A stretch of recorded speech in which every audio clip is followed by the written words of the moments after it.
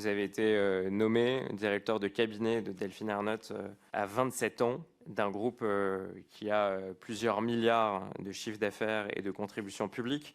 Au moment où vous avez été nommé, vous n'avez été qu'employé, vous l'avez rappelé, que par Europe Écologie Les Verts. Vous avez été successivement assistant parlementaire au Parlement européen, directeur de cabinet du groupe Europe Écologie Les Verts à la région Île-de-France, directeur de campagne d'Eva Joly lors des élections présidentielles en 2012, conseiller spécial de Cécile Duflot jusqu'en 2014, puis embauché comme directeur de cabinet de Delphine Ernotte. Quelques années après, vous devenez numéro 2 de France Télévisions. Vous n'avez jamais travaillé dans l'audiovisuel, mais vous agencez chaque année près de 9000 heures de programme. Vous n'avez jamais été journaliste, jamais disposé de carte de presse, mais depuis plusieurs semaines, vous êtes à la tête de plus de 3000 journalistes de l'audiovisuel public. Vous n'avez jamais travaillé dans une société de production et pourtant vous signez plusieurs centaines de millions d'euros de contrats de production chaque année. Qu'est-ce qui a fait que vous êtes devenu le numéro 2 de la plus grande entreprise d'audiovisuel en France et l'une des plus grandes en Europe,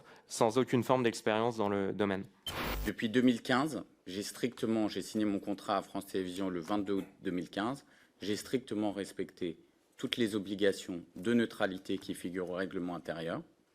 Je me suis conformé à toutes les règles et mon travail, comme j'ai pu vous le détailler et vous le documenter dans mon propos liminaire, il s'est traduit par des résultats. Et vous savez, monsieur le rapporteur, moi je crois au travail, je crois aux résultats.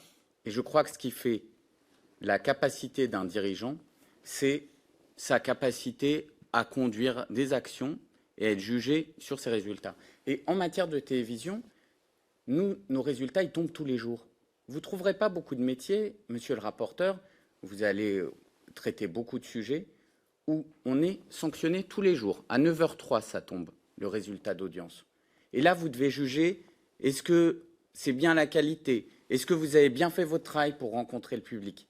C'est ça, la science de la télévision. Mes résultats, ils sont là.